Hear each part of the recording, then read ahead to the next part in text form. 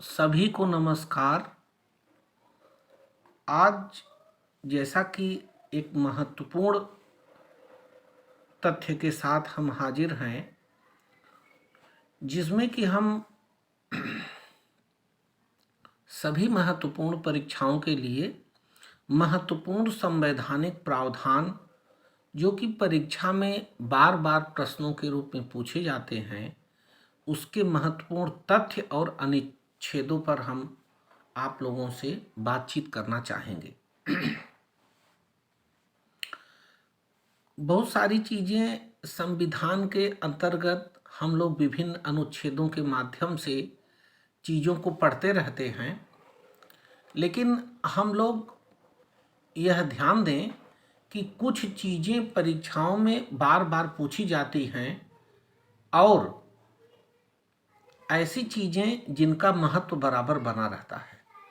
उसमें हम आपको यह ध्यान देना है कि कहाँ से चीज़ें पूछी जा सकती हैं। जैसे हमारे भारतीय संविधान में जो नागरिकता का भाग है वह भाग 2 के अंतर्गत आता है। यह चीज़ें पूछी जाती हैं परीक्षाओं में। मूल अधिकार के अंतर्गत बहुत सारी बातें हैं। उसमें से भी प्रश्न बनता है कई बार कि धारा 19(1) क यानी 19(1)(a) किससे संबंधित है। तो 19(1)(a) जो है वह अभिव्यक्ति की स्वतंत्रता से संबंधित है। इसके अंतर्गत विभिन्न प्रकाशन की चीज़ें जैसे न्यूज़पेपर और अन्य जो है पत्र पत्रिकाओं के प्रकाशन से भी संबंधित चीज़ें इसमें आती हैं। और इसी के साथ यदि प्रदर्शन और धरने जो कि बिना हिंसा के होते हैं, शांतिपूर्वक तरीके से होते हैं, उसकी भी स्वतंत्रता जो है 19(1)(a) में निहित है। इसी के साथ एक महत्वपूर्ण आर्टिकल है आर्टिकल 21, जिसके अंतर्गत प्राण एवं दैहिक स्वतंत्रता की बात की गई है कि व्यक्ति अपने प्राण एवं दैहिक स्वतंत्रता के लिए स्वतंत्र है। संवैधानिक उपचारों की बातें जो है आर्टिकल 32 के अंतर्गत की गई हैं। यह कई बार पूछा जाता रहता है, लेकिन यह ध्यान रखना है कि ये आर्टिकल 32 में इसकी बात आई है। इसी के साथ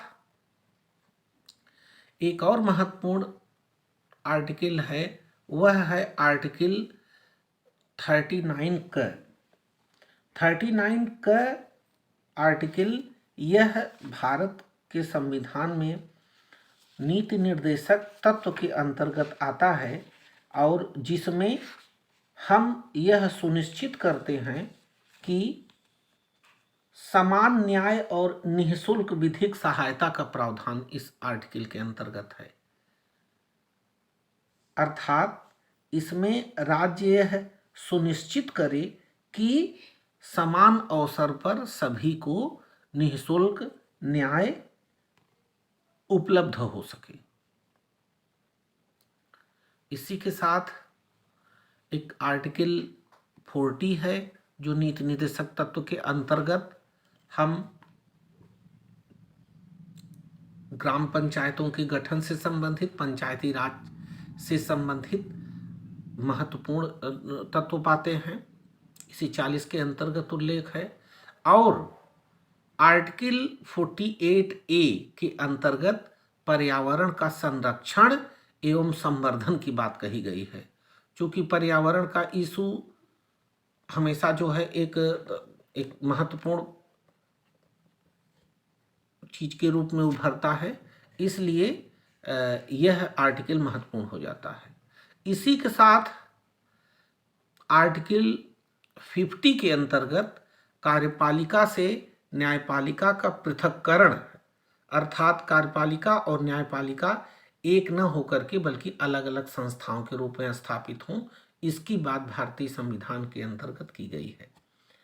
आर्टिकल 51 के अंतर्गत अंतर्राष्ट्रीय शांति और सुरक्षा की अभिवृद्धि से संबंधित बातें की गई है। कई बार परीक्षा में संवैधानिक प्रावधान के संबंधित चीज़ों को थोड़ा सा कठिन बनाने के लिए कुछ अलग से चीज़ें पूछ ली जाती हैं, जो कि उसके अंतर्गत उसके सब पार्ट होते हैं। जैसे कि आर्टिकल 51 के अंतर्गत हम ए के अंतर्गत यानी पहले उपाय के अंतर्गत अंतर्राष्ट्रीय शांति और सुरक्षा की अभिवृद्धि का प्रयास करना है, और दूसरे के अंतर्गत राष्ट्रों के बीच न्यायसंगत और सम्मानपूर्ण संबंधों को बनाए रखने की बात है, और तीसरे के अंतर्गत संगठित लोगों के एक दूसरे से व्यवहारों में अंतर्राष्ट्रीय विधि और संधि बाध्यताओं के प्रति आदर बढ़ाने का, और आखिरी में अंतर्राष्ट्रीय विवादों के मध्यस्थता द्वारा निपटारे के लिए प्रोत्साहन देने का प्रावधान है। यह सब बातें आर्टिकल 51 के सब पार्ट के अंतर्गत निहित है। कई बार इन सब चीज़ों को अलग से चीज़ें पूछी जाती हैं, इसलिए ये सब चीज़ों को बहुत खास ध्यान देना है। अब एक महत्वपूर्ण आर्टिकल है 61। इसके अंतर्गत राष्ट्रपति पर महाभियोग चलाने की बात कही गई है। यह कई बार प्रतियोगी परीक्षाओं में डायरेक्ट प्रश्न पूछा जाता है, इस पर आपको बहुत ढंग से ध्यान देना है। इसी के साथ आर्टिकल 74(1) है। आर्टिकल 74(1) के अंतर्गत राष्ट्रपति को सहायता और सलाह देने के लिए मंत्रिपरिषद का गठन किया जाएगा, जिसका नेतृत्व या जिसका प्रधानमंत्री होगा। यह आर्टिकल भी कई बार महत्वपूर्ण परीक्षाओं में पूछा गया है। इसी के साथ आर्टिकल 243 के अंतर्गत पंचायतों के गठन से संबंधित है, और इसी के सब पार्ट यानी दूसरे पहले और दूसरे के क्रम में दूसरा ख या बी के अंतर्गत ग्राम सभा के गठन की बात उसमें की गई है। अब हम आते हैं, एक जो प्रश्न बार बार परीक्षाओं में पूछा जाता है कि भाग 11 जो है, जो भारतीय संविधान का भाग 11 है, 11 के अंतर्गत संघ एवं राज्यों के बीच संबंध की बात की गई है, और आर्टिकल 343 यानी 343 में संघ की राजभाषा हिंदी होगी, इसकी बात का उल्लेख है। यह भी प्रश्न कई बार बना करके महत्वपूर्ण संवैधानिक प्रावधान के रूप में पूछा जाता है। अब इसी के साथ एक जो बहुत ही महत्वपूर्ण बातें जो विभिन्न मामलों के अंतर्गत सुप्रीम कोर्ट के द्वारा निर्धारित किए गए हैं, यह बहुत ही ज़्यादा महत्वपूर्ण है, और यह निश्चित रूप से कई परीक्षाओं में पूछा जा रहा है। इसलिए मैंने इस नोट्स को संकलित करके आपको देने का प्रयास किया है, जिससे आपका मार्ग सुगम हो सके। इसमें सबसे पहले जो है आता है बात शंकरी प्रसाद बनाम बिहार राज्य।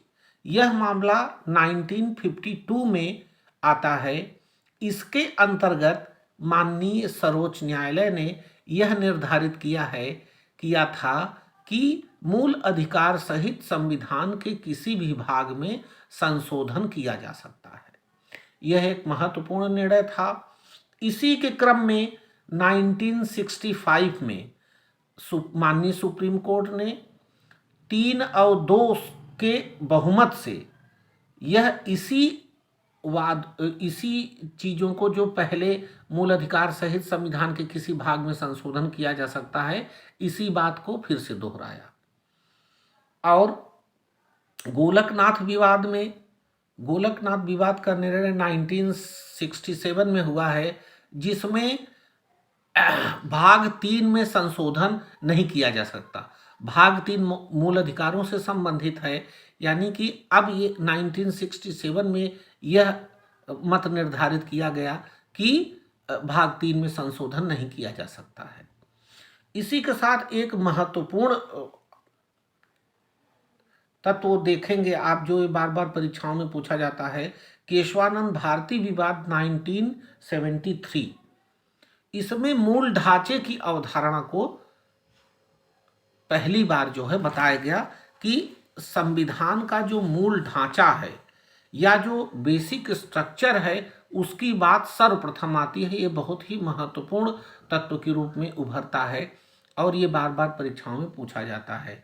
अब मिनर्वा मिल्स केस में, मिनर्वा मिल्स जो केस हुआ उसके अंतर्गत इसी मूल ढांचे की अवधारणा को फिर से दोबारा इसको उसी बात को फिर से सुनिश्चित करने का कार्य किया गया। इसी के साथ और भी महत्वपूर्ण परीक्षा संबंधी महत्वपूर्ण अनुच्छेदों और संविधान की बातों के साथ हम लोग फिर से हाजिर होंगे। और आप कृपया हमारे इस चैनल को सब्सक्राइब करें, लाइक करें और पॉजिटिव कमेंट करें। और अगर कोई संशोधन अपेक्षित है, कोई आपको बात कहना है, तो आप कमेंट सेक्शन में आप इस चीज़ को रख सकते हैं। आप सभी लोगों का बहुत बहुत धन्यवाद और नमस्कार।